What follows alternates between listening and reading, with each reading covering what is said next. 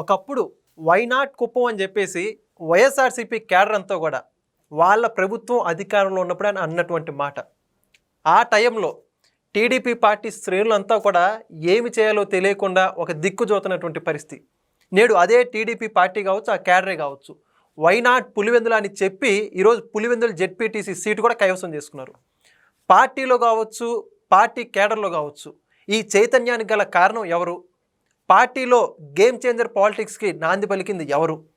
మరి ఇదే అంశానికి సంబంధించి పూర్తి విషయం తెలుసుకోవడానికి మనతో ఉన్నారు senior journalist and political analyst కట్ట కార్తిక్ గారు. కార్తిక్ గారు నమస్కారం అండి. నమస్తే సార్, ఇప్పటివరకు నారా చంద్రబాబు నాయుడు గారు ఇది 4గోసారి ముఖ్యమంత్రిగా చేయడం. పక్క చూసుకుంటేనేమో కుప్పం ఆయన కంచుకోటగా ఉంది, మరోపక్క పులివెందుల ప్రతిపక్ష హోదా కూడా లేనటువంటి వైఎస్ఆర్సీపీ పార్టీ కంచుకోటగా ఉంది. గడిచిన 4 దశాబ్దాలుగా పులివెందులు కంచుకోట చేసుకున్నటువంటి వైఎస్ఆర్సీపీ క్యాడర్ అంతా కూడా వైనాట్ కుప్పం అని చెప్పేసి గతంలో ప్రగల్భాలు బరికారు, మున్సిపాలిటీని చేజెక్కించుకున్నారు. కానీ టీడీపీ పార్టీ మొదటి నుంచి కూడా పులివెందులు ఎందుకు టచ్ చేయాలని చెప్పేసి టీడీపీ క్యాడర్లో ఉండే ఒక చిన్న నిరాశ లాంటిది. అటువంటి నిరాశ వాటన్నిటికీ తెరదించుతూ ఈరోజు పులివెందుల జెడ్పీటీసీ సీటు కైవసం చేసుకున్నారు. దీంట్లో ఎవరు కీలక పాత్ర పోషించారు, ఎవరు వెనుకొండి నడిపించారంటే మీరేమంటారు? ఏదో తెలుగు సినిమాలో పాపులర్ డైలాగ్ ఉంటుంది, ఎవడు కొడితే దిమ్మ తిరిగి మైండ్ బ్లాక్ అయిపోయిద్దో వాడి పేరే పండుగాడని. ఎవడు కొడితే మైండ్ బ్లాక్ అయి దిమ్మ తిరిగిపోయిద్దో వాడి పేరే నారా లోకేష్ అని నిరూపించాడు పులివెందుల విజయం ద్వారా. ఓకే, లోకేష్ గారు ఖచ్చితంగా. ఇప్పుడు పులివెందులలో 47 ఏళ్ల తర్వాత టీడీపీ జెండా ఎగిరింది. 3 దశాబ్దాల తర్వాత ఎన్నిక జరిగింది. ప్రజాస్వామ్య పద్ధతిలో డిపాజిట్లు కూడా వైసీపీకి రాకుండా టీడీపీ గెలవగలిగింది. సరే, ఇన్నాళ్ళుగా తండ్రికి మించిన తనయుడు, మరి తండ్రి చెయ్యలేదా, చెయ్యాలనుకోలేదా, అక్కడ లోకల్ క్యాడర్ ధైర్యం చేయలేదా, స్టేట్ పార్టీ నుంచి డైరెక్షన్ పోలేదా, పులివెందుల మీద ఎందుకు అంత కాన్సన్ట్రేషన్ చేయలేదు? రాజశేఖర రెడ్డి గారు చంద్రబాబు నాయుడు గారికి మంచి మిత్రుడు కాబట్టి ఎక్కడ తెలియదు, కానీ మన కారణాలు తెలియదు. కానీ నారా లోకేష్ మాత్రం పులివెందుల మీద కాన్సన్ట్రేషన్ పెట్టాడు. ఖచ్చితంగా వైనాటి పులివెందుల అని టీడీపీ క్యాడర్ బలంగా అనగలుగుతుంది, గర్వంగా అనగలుగుతుందంటే దాన్ని నారా లోకేష్ క్రియేట్ చేశాడు. ఇక నారా లోకేష్ గ్రౌండ్ వరకు మనం ఖచ్చితంగా అర్థం చేసుకోవాలి. ఇలా పులివెందుల్లో టీడీపీ భారీ విజయం వెనకాల, వైసీపీకి డిపాజిట్ దక్కపోవటం వెనకాల నిన్నదాకా ఏమన్నాడు జగన్మోహన్ రెడ్డి? ఇది నా అడ్డా అన్నాడు. కాదురా బిడ్డ అంటాడు నారా లోకేష్. ఇప్పుడు జగన్మోహన్ రెడ్డికి నారా లోకేష్కి ఉన్న ఒక చిన్న తేడా నీకు చెప్తా. జగన్మోహన్ రెడ్డి పులివెందులని ఆ safe zone seat, Jaganmohan Reddy గారు నిర్మించుకున్న కంచుకోట కాదది. రాజశేఖర రెడ్డి గారు, వివేకానంద రెడ్డి గారు, అంతకుముందు రాజారెడ్డి గారు అంటే వాళ్ళ కుటుంబం దాన్ని ఒక నిర్మించుకుందట కంచుకోటలాగా. దాంట్లో సేఫ్ జోన్ సీటుగా తల్లిని కూడా పక్కన పెట్టి ఆ సీట్ ఆక్యుపై చేసుకున్నాడు జగన్మోహన్ రెడ్డి గారు 2014 ఎన్నికల్లో. అప్పటి నుంచి అక్కడే పోటీ చేస్తున్నాడు, వేరే చోట పోటీ చేస్తే గెలవనేమో ఒక భయంతో. కానీ నారా లోకేష్ అలా కాదు. మంగళగిరి సీటు 1983 తర్వాత ఈనాటి వరకు ఏనాడు గెలవని సీటు. కొన్ని దశాబ్దాలుగా అక్కడ విజయం లేదు టీడీపీ. అక్కడ పోటీ చేయొద్దని టీడీపీ క్యాడర్ మొత్తం మొత్తుకుంది. 2019 ఎన్నికలు అక్కడి నుంచే ఓడిపోయాడు. నిజానికి ఇప్పుడు టీడీపీ గెలిచి నారా లోకేష్ ఓడిపోయినా వైసీపీ వాళ్ళు డీగ్రేడ్ చేసేవాళ్ళు. వైసీపీ వాళ్ళు నారా లోకేష్ పొలిటికల్ లైఫ్తో ఆడుకోవడానికి ట్రై చేసేవాళ్ళు. కానీ అయినా పర్లేదు, ఒక ఛాలెంజ్. ఇప్పుడు మంగళగిరిలో గెలవటం అనేది ఒక ఛాలెంజ్. టీడీపీ ఎప్పుడు గెలవలేదు. టీడీపీ లీడర్లే వద్దండి, రిస్క్ ఎందుకు అని అంటున్నారు. అయినా సరే ఆ రిస్క్ని తీసుకుని, ఆ ఛాలెంజ్ని తీసుకుని ఆయన పోటీ చేసిన తీరును మనం అభినందించాలి. మా నాన్న ఎలాగైతే కుప్పంని నిర్మించుకున్నాడు, ఎందుకంటే చంద్రబాబు నాయుడు గారి కుప్పం ఎవరు ఇవ్వలేదు, వాళ్ళ తాతలు వాళ్ళ తండ్రి ఇచ్చినటువంటి నియోజకవర్గం కాదు, ఆయన తయారు చేసుకునే నియోజకవర్గం. అలా నేను కూడా తయారు చేసుకుంటాను అని చెప్పేసి మంగళగిరిని ఆయన తయారు చేసుకొని అది టీడీపీ కంచుకోటలాగా మార్చుకొని సేఫ్ జోన్ సీట్లో జగన్మోహన్ రెడ్డి గారికి 61,000 మెజార్టీ వస్తే రిస్క్ ఉన్నటువంటి మంగళగిరి సీట్లో నారా లోకేష్ గారు 90,000 మెజార్టీతో మన ఎన్నికల్లో గెలిచాడు. ఇది తేడా. వీళ్ళిద్దరికి ఉన్న తేడా. సేఫ్ జోన్లో బతకాలనుకున్న తీరు ఒకరిది, రిస్క్ని ఛాలెంజ్ని తీసుకోగల కెపాసిటీ ఇంకొకరిది. ఇప్పుడు ఇంకో విషయం చెప్తా.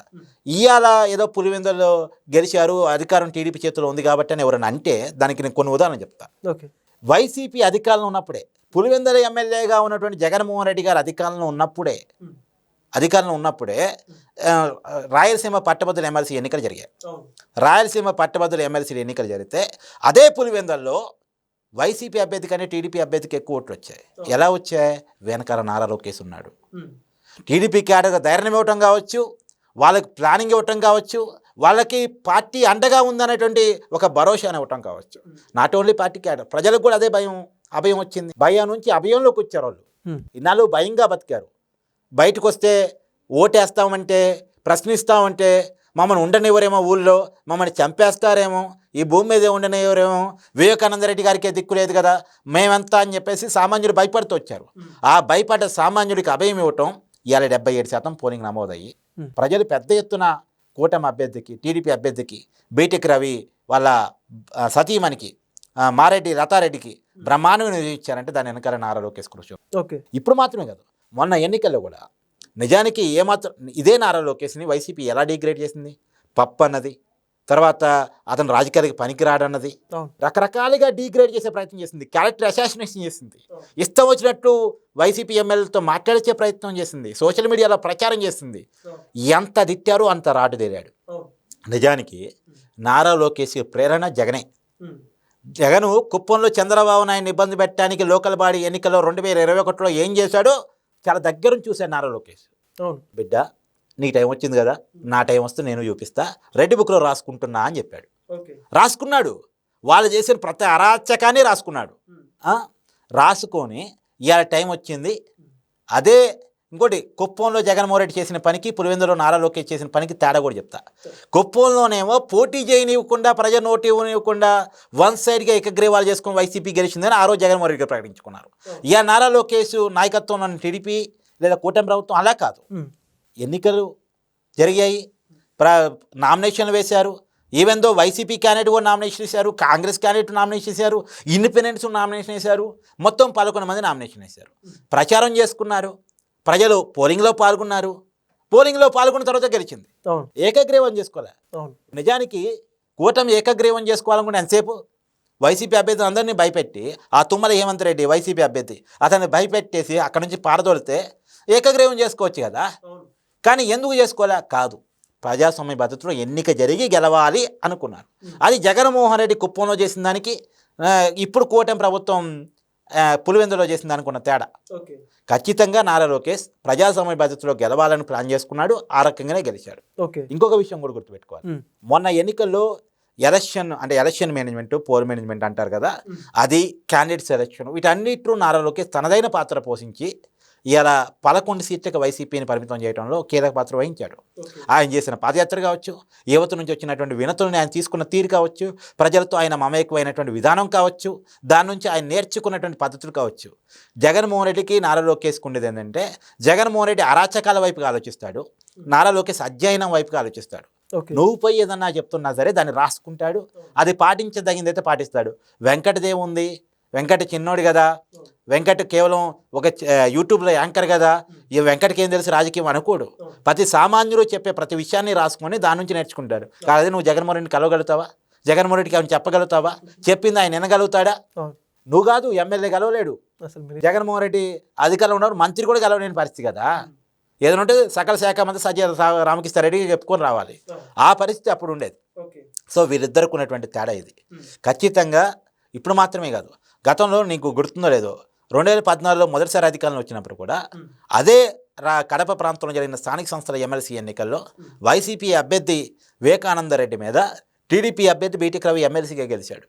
సో అప్పటి నుంచి లోకేష్ ప్లానింగ్ అనేది వండర్ఫుల్. పార్టీని లీడ్ చేసుకునే విధానం కావచ్చు, కార్యకర్తలకు అభివృద్ధి విధానం కావచ్చు, పార్టీని ముందుకు తీసుకుపోతున్న విధానం కావచ్చు. నిజానికి ఎన్టీఆర్ చేతుల్లో నుంచి చంద్రబాబు చేతుల్లోకి పార్టీ మారిన తర్వాత ఎంతసేపుగా ఇన్ని దశాబ్దాలుగా టీడీపీ బతుకుతూ వస్తుందో, ఎలా ఎదుగుతూ వస్తుందో, రేపు రాబోయే కాలంలో ఒక 3-4 దశాబ్దాల పాటు కూడా టీడీపీకి తిరుగులేదిగా, టీడీపీకి నాయకుడు దొరికాడు అనిపించుకునేరా నారా లోకేష్ పనితీరు మాత్రం అద్భుతం. ఇప్పుడు ఇదంతా తెలవబట్టే ఒక దేశ ప్రధాని పిలిచి, దేశ ప్రధాని ఒక రాష్ట్ర మంత్రి, నిజానికి ఆయన నారా లోకేష్ అఫీషియల్గా పార్టీ ప్రెసిడెంట్ కాదు, రాష్ట్ర ముఖ్యమంత్రి కాదు, ఒక రాష్ట్రానికి సంబంధించిన మంత్రి, పార్టీకి సంబంధించిన ప్రధాన కార్యదర్శి, ఒక రాష్ట్ర మంత్రి అయినటువంటి నారా లోకేష్ని పిలుచుకొని కుటుంబంతో సహా పర్సనల్ టైంలో కొన్ని గంటల పాటు టైం ఇచ్చి మాట్లాడారు.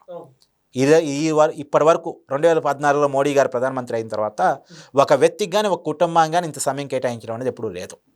ఒక రాష్ట్ర ముఖ్యమంత్రి కూడా అంత సమయం ఇవ్వాలి, ఒక కేంద్ర మంత్రికి కూడా అంత సమయం ఇవ్వాలి. కానీ నారా లోకేష్కి ఇచ్చారు. ఎందుకంటే నారా లోకేష్లో ఉన్నటువంటి అధ్యయనం తీరు, నేర్చుకొని దాన్ని పాటించే విధానం, అతని గ్రౌండ్ వరకు, అతని కెపాసిటీ ఆ రకంగా ఉందని గుర్తించబట్టే. ఓకే, అయితే ఇప్పుడు నారా లోకేష్ గారు ఈ వ్యూహం ఏదైతే ఉందో రానున్నటువంటి స్థానిక సంస్థలకు సంబంధించి కావచ్చు, ఎన్నికలన్నింటిలో మళ్ళీ ఫలిస్తుంది అనుకోవచ్చా? లోకల్ బాడీల దాకా ఎందుకు వెళ్తావు? లోకల్ బాడీలో అధికారం ఉంది కాబట్టి ఆటోమేటిక్ గెలవచ్చు కాక. కానీ 2029లో కూడా తిరిగి టీడీపీ అధికారంలోకి రావడానికి నారా లోకేష్ పనితీరు ఒక కొలమానం కాబోతోంది. ఎందుకంటే సహజంగా ఆంధ్రప్రదేశ్ విభజన జరిగిన తర్వాత ఒకసారి ఒకరికి అధికారం, ఇంకోసారి ఇంకోటి అధికారం వచ్చింది కదా, కంటిన్యూషన్ అధికారం ఉండదు అనేటువంటిది ఒక ఆలోచన కదా. దాన్ని బద్దలు కొట్టేసి సెకండ్ టైం కూటమి అధికారం తీసుకురావడానికి నారా లోకేష్ ప్లానింగ్ ఇప్పటి నుంచే స్టార్ట్ అయింది. ఆయన టీము, ఆయన వర్క్, ఆయన అంటే నిజానికి ఆయన వర్క్ 2009 నుంచే ఉంది. కాకపోతే అప్పటికప్పుడే ఎన్నికలు కాబట్టి 2009లో అందులో ప్రజారాజ్యం వల్ల కొంత టీడీపీ పార్టీకి విజయ అవకాశాలు రాకుండా పోయింది. కానీ 2014లో వర్కౌట్ అయింది. 2019 ఎన్నికల్లో కొంత దెబ్బతిన్నప్పటికీ కూడా అది 2024లో మళ్ళా బ్రహ్మాండమైన విజయం కదా, 164 సీటుతో కూటమి. సో ఖచ్చితంగా నారా లోకేష్ వర్క్ అనేటువంటిది ఖచ్చితంగా 2029లో మళ్ళా కూటమిని అధికారం తీసుకురావడానికి, టీడీపీని బలంగా నిలబెట్టడానికి, ఇంకొన్ని దశాబ్దాల పాటు టీడీపీని నిజానికి ఇప్పటికే దేశంలోనే ఎక్కువ కాలం రాజకీయాలు నడుపుతున్న ప్రాంతీయ పార్టీ టీడీపీ. ఇంకొన్ని దశాబ్దాల పాటు టీడీపీ ఎవరిగా నిలవడానికి నారా లోకేష్ పని వస్తే, నిజానికి జగన్ ఇప్పుడు నారా లోకేష్ని గుర్తించక తప్పని పరిస్థితిలో పడ్డాడు. పొద్దున్న లేస్తే రెడ్ బుక్ గురించే కలవరా. వైసీపీ నాయకులంతా కూడా రేస్తే చూడు వాళ్ళ ప్రతి ప్రెస్ మీట్లో రెడ్ బుక్ గురించి, నారా లోకేష్ గురించే మాట్లాడుతున్నారు. ఎందుకు? అలా ఎజెండాని క్రియేట్ చేసుకున్నాడు నారా లోకేష్. నిజంగా నారా లోకేష్ గారి వ్యూహాన్ని, ఆయన యొక్క రాజకీయ చతురతని చాలా చక్కగా వివరించారండి. Thank you. Please subscribe to Leo News for more videos.